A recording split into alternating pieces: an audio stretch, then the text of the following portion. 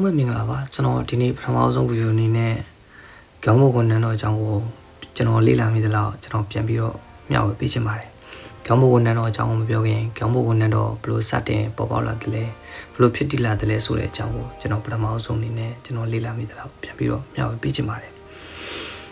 ခေါင်းမိုးဝန်ထမ်းတော်ဖြစ်ပေါ်လာခြင်းအကြောင်းကတော့1392ခုနှစ်ထေချုံဘုရင်ကနိုင်ငံတစ်ကိုတည်ထောင်ခဲ့ပါတယ်1393ခုနှစ်မှာတော့အဲ့ဒီထေချုံဘုရင်ကနိုင်ငံတစ်ကိုဂျိုဆွန်နိုင်ငံလို့အမည်ပေးခဲ့ပါတယ်1394ခုနှစ်မှာတော့ဟန်ယန်ကိုပြောင်းရွှေ့လာခဲ့ပါတယ်1395ခုနှစ်မှာတော့ဟန်ယန်ရဲ့အမည်ကိုဟန်ဆောင်ဘူးလို့မှတ်တွင်ပြီးတော့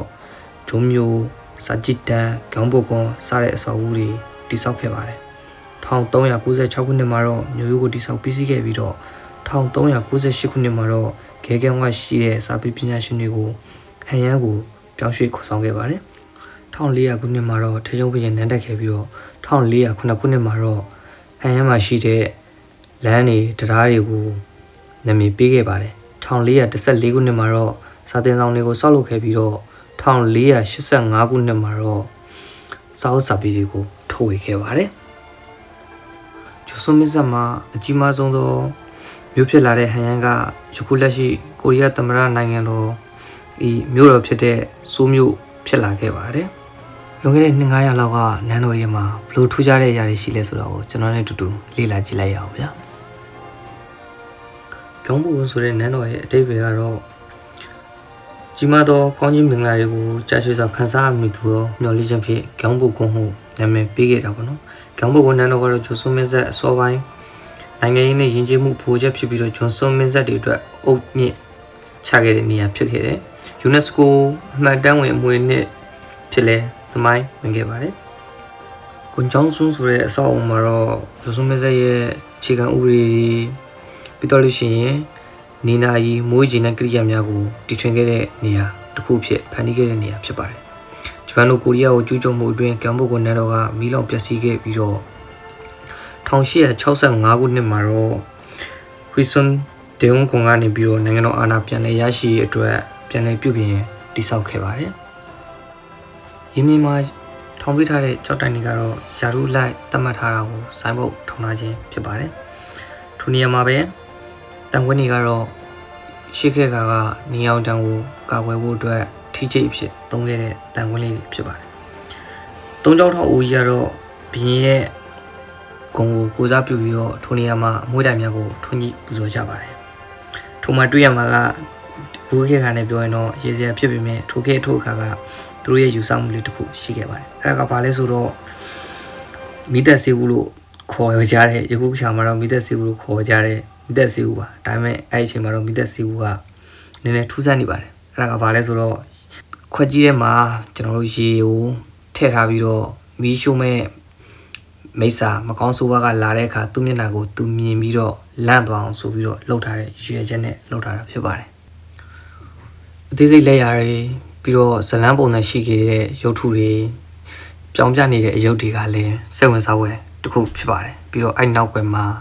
အကြောင်းအရာလေးတွေလည်းရှိနေပါသေးတယ်။ပြီးတော့ဥကြိုပါတဲ့တရားဝါကတော့ကျွန်တော်တို့တရားသူကြီးလို့ဆိုနိုင်ပါတယ်။ဘာလို့လဲဆိုတော့လက်စားတဲ့သူတွေချင်းပြချစားတဲ့သူတွေကိုသူ့ရဲ့ဥကြိုနဲ့ဝေယံပြီးတော့မီးလောင်တဲ့မီးဘေးအနေကိုလည်းကာဝယ်ရဆိုတဲ့အတိတ်ကိုသူတို့ကယူဆောင်ထားရလို့သတ်မှတ်ပါတယ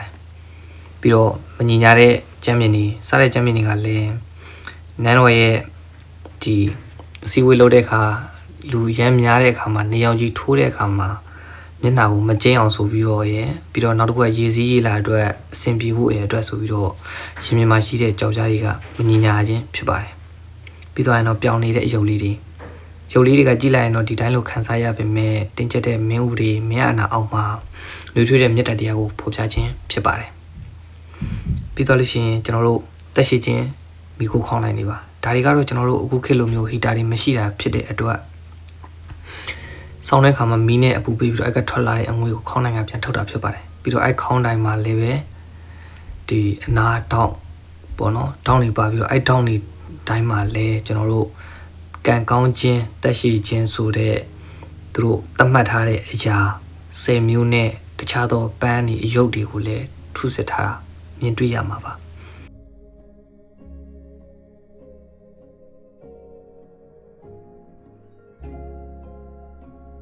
ပြီးတော့ဒီရေလေကောင်ကအဆောက်အဦပေါ့နော်ဒီအဆောက်အဦကတော့ကျောင်းဝါတို့ဖြစ်ပြီးတော့ကျောင်းဘုတ်ကိုနန်းတော်တိဆောက်ခဲ့ခြင်းကကျောင်းဘုတ်နန်းတော်ရဲ့အနောက်ဘက်မှာကန်တူးပြီးတော့အဲ့ကန်ကရတဲ့မြေကြီးနဲ့အလေကောင်မှာကျုံးမွန်တန်လုပ်ပြီးတော့အဲ့ပုံမှာတိဆောက်တာဖြစ်ပါတယ်အဲ့ကတော့တန်တမန်ရေးရကိစ္စတွေအမျိုးသားပွဲတွေပြုလုပ်တဲ့အခါမှာအဲ့နေရာကိုအသုံးပြုပြီးတော့အဲ့နေရာကနေပြီးတော့လှေနဲ့လဲဒါကျွန်တော်တို့လှေစီးလို့လဲရတယ်ဆိုတာကိုသူတို့ဖော်ပြထားတာဖြစ်ပါတယ်နန်းတော်ရဲ့အကြောင်းကိုပြောပြရရင်တော့လိုအပ်ချက်တွေနဲ့အရန်စမ်းကြယ်ပြီးတော့ကျွန်တော်တို့ကပြောဖို့တော့မကုန်းလို့ထင်တယ်ပေါ့ဘာလို့လဲဆိုတော့ဒီမှာစာအုပ်တုပ်ရှိတယ်အဲ့စာအုပ်တုပ်လုံးကဒီကျောင်းဘုံနန်းတော်ရဲ့တိဆောက်ထားတာတွေပင်မင်းဆက်တွေကဘယ်လိုမျိုးစီမံအုပ်ချုပ်ခဲ့တာတွေကိုလည်းပြောပြထားပါတယ်ပြီးတော့အခုတွေ့ရမယ့်နန်းတော်ခေါင်းမိုးမှာရှိတဲ့အယုတ်လေးတွေပါဒါတွေကသူတို့ကမကောင်းတဲ့အတိုက်ခိုက်ဒီပြောရချင်းကန်ဆိုးခြင်းတွေကိုသူတို့ကတွန်းလှန်ပေးတယ်ဆိုပြီးတော့တတ်မှတ်ထားပြီးတော့ခေါင်းမိုးဘောကအယုတ်လေးတွေကလည်းဒါကန်ကောင်းခြင်းအယုတ်လေးတွေဖြစ်ပါတယ်အခုဒီကျွန်တော်တို့ကျောင်းဘုံနန်းတော်ကပုံမှန်ပထမဦးဆုံးစောက်ထားတဲ့နန်းတော်ရဲ့မူရင်းက25%လောက်ပဲကျန်ပြီးတော့ကျန်တာတွေကဒီဘက်ခင်မှာပြန်ပြီးတော့ပြုပြင်မွမ်းမံထားတာတွေဖြစ်ပါတယ်အားလုံးတစ်ခုချင်းစီတိုင်းကအတိတ်ပဲလေးတွေရှိပြီးတော့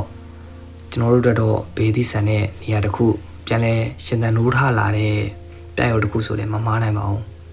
မီးလောင်တဲ့မီးဘေးတန်းတွေစစ်ဘေးတန်းတွေကနေပြီးတော့အချိန်ချင်းခါခါလူလက်ခံရပြီးတော့ပြန်လဲရုံထွက်လွန်မြောက်လာတဲ့အဆောက်အဦတစ်ခုဆိုလည်းမမားနိုင်ပါဘူးဒီဆောက်အဦနဲ့ပတ်သက်လို့ကျွန်တော်တို့ကတော့လဲစရာတစ်ခုပြည်သူကတစ်ခုအနေနဲ့မဟုတ်ဘဲနဲ့စိတ်ဝင်စားစရာကြီးကောင်းတဲ့ပြည့်နှက်နေတဲ့အရာတစ်ခုလို့မြင်မိပါတယ်။နေစီတော့ဘယ်လိုမြင်မိပါလဲ။အားလုံးပဲနောက်ထပ်ဗီဒီယိုမှာပြန်ပြီးတော့ဆုံတွေ့ကြပါမယ်။ကျွန်တော်ဗီဒီယိုလေးကိုကြိုက်နေတဲ့ဆိုရင် like share subscribe လေးနဲ့ follow လေးလည်းလုပ်ပြီးတော့ကြပါအောင်။ YouTube channel ကိုလည်းလာရောက်အားပေးကြပါအောင်ခင်ဗျာ။အားလုံးပဲကျေးဇူးတင်ပါတယ်။နောက်ထပ်ဗီဒီယိုမှာပြန်တွေ့ပါမယ်။